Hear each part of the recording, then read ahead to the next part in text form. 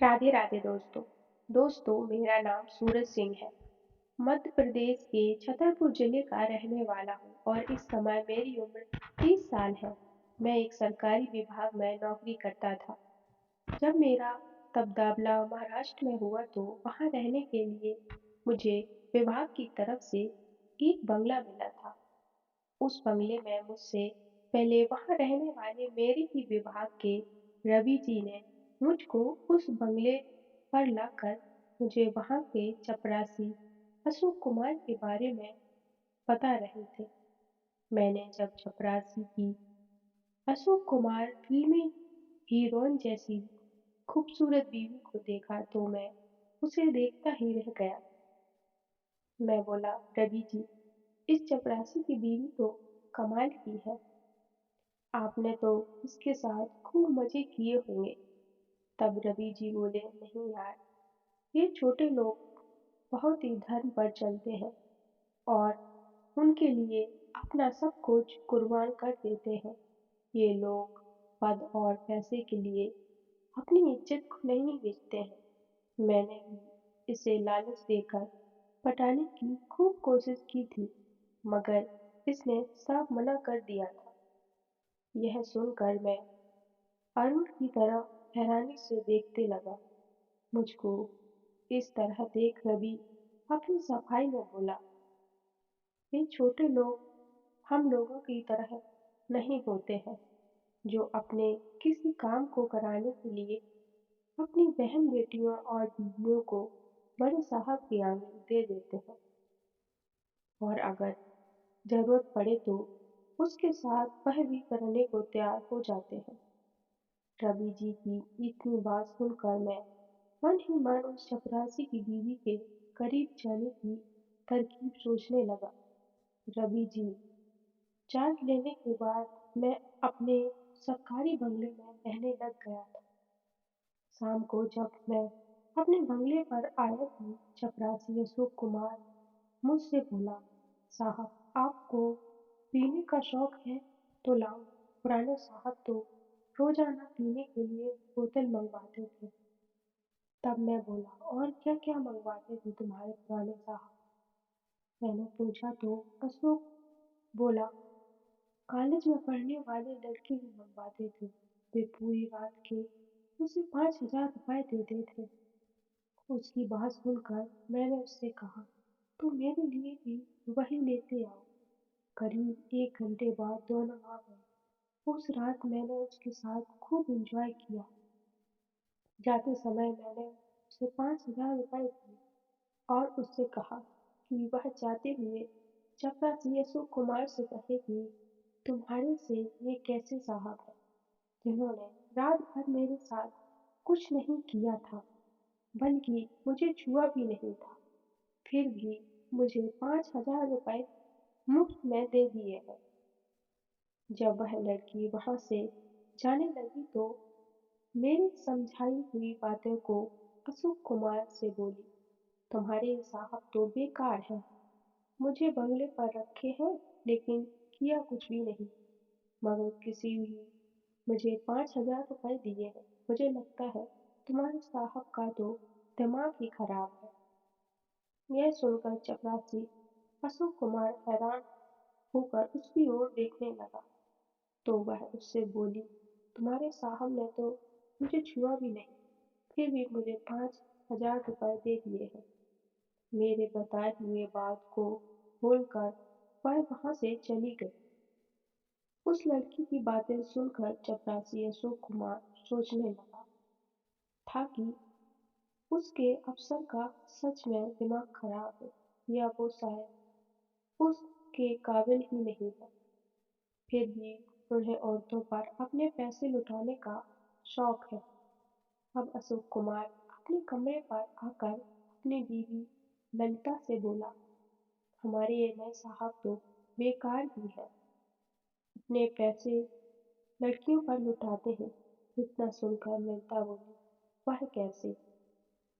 तो वह बोला, कल रात को मैं साहब के लिए एक लड़की लाया था, लेकिन उन्होंने कुछ भी नहीं किया, यहाँ तक कि उन्होंने उसे छुआ भी नहीं, मगर फिर भी उन्होंने उसे 5,000 रुपए दे दिए।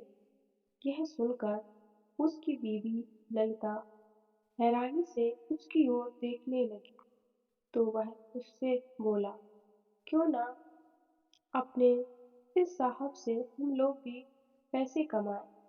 वह कैसे? ललिता ने उससे पूछा तो वह बोला, तुम इस साहब के साथ भी वो सब कर सकते हो। यह साहब तुम्हारे साथ कुछ करेगा भी नहीं और उससे मुफ्त में ही हम लोगों को पैसे मिल जाएंगे। उन पैसों से हम तुम्हारे लिए नए नए गहने भी बनवा लेंगे और जरूरत का सामान भी खरीद लेंगे। मेरा कितने दिनों से नई मोटरसाइकिल खरीदने का मन कर रहा है, मगर पैसे न होने से खरीद ही नहीं पाता हूँ।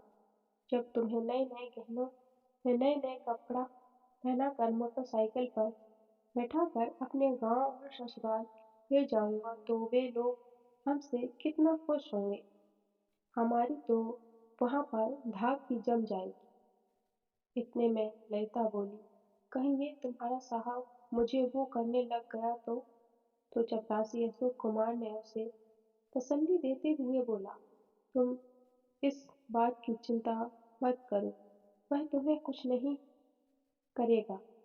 अपने पति अशोक कुमार की इस बात को सुनकर उसकी बीवी पिता ललिता तैयार हो गई।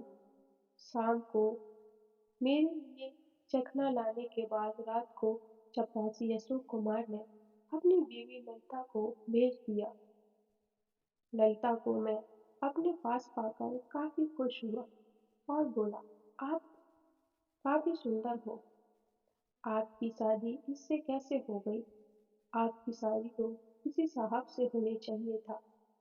मेरी बात सुनकर ललिता शर्मा गई और बोली, साहब हमारे घर वाले गरीब हैं और आपको पता होगा कि गरीब के घर शादी करने कोई साहब थोड़ी आएगा।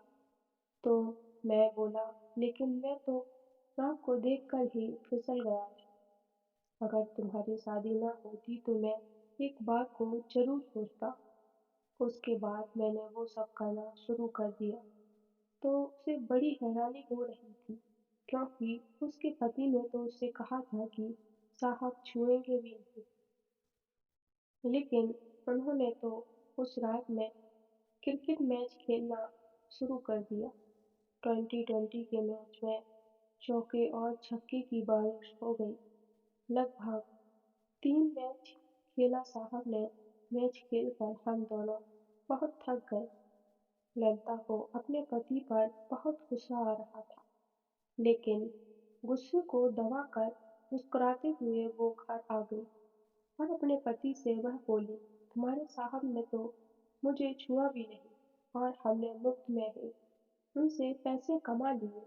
यह सुनकर उसका पति अशोक कुमार अपनी अक्लमंदी पर खुशी से मुस्कुराने लगा तो ललिता उससे बोली, लेकिन मुझे तो आपकी याद आ रही थी, तो क्यों ना हम तुम्हारी बहन सूबी को गांव से बुलाकर तुम्हारे साहब के यहाँ भेज दिया करें। तुम्हारे साहब उसके साथ कुछ करेंगे भी नहीं और उससे मिले पैसों से हम उसकी शादी भी धूमधाम से करा देंगे। यह सुनकर अशोक कुमार ललिता की इस बात पर सहमत हो गया। वह उससे बोला, तुम इस बारे में सूबी को समझा देना। मैं आज ही उसे फोन कर कर बुलवा लूँ। शाम को जब अशोक कुमार की बहन सूबी वहां पर आई तो ललिता उससे बोली, ननद जी तुम गांव में तो खूब मस्ती करती थी और वहां तो कुछ मिलता भी नहीं था, और अगर किसी दिन किसी ने देख लिया तो गांव में बदनामी अलग हो जाएगी। इसीलिए तुम यहीं रहकर हमारे साहब का मन बहलाना और इसके पैसे भी कमाओगे। यह सुनकर ललिता की ननद सूबी खुशी से झूम उठी थी। उस दिन भी उसके यहाँ 2020 क्रिकेट मैच हुआ। इस क्रिकेट मैच को खेलकर सूबी बहुत खुश थी और साहब ने उसे 5,000 रुपए दिए थे। अब कुछ ही दिनों में अशोक कुमार अपने लिए नई मोटरसाइकिल ले आया था और अपनी बीवी ललिता और बहन सूबी के लिए नए नए जेवर और कपड़े भी खरीद चुका था। लेकिन कभी न कभी तो ये भेद खुलना ही था। उस दिन अशोक कुमार मेरी इस चतुराई पर हैरान हो उठा था। लेकिन अब हो भी क्या सकता था। अशोक कुमार ने सोचा कि जो हो रहा है होने दो, उससे पैसे तो मिल ही रहे हैं। उन पैसों के चलते ही उसकी अपने गांव में ससुराल में घाक जम चुकी थी, क्योंकि आजकल लोग पैसा देखते हैं, चरित्र नहीं। कैसी लगी स्टोरी दोस्तों? कमेंट सेक्शन में जरूर बताना। और अगर स्टोरी अच्छी लगे तो प्लीज वीडियो को लाइक कर देना और चैनल को भी सब्सक्राइब कर देना। राधे राधे।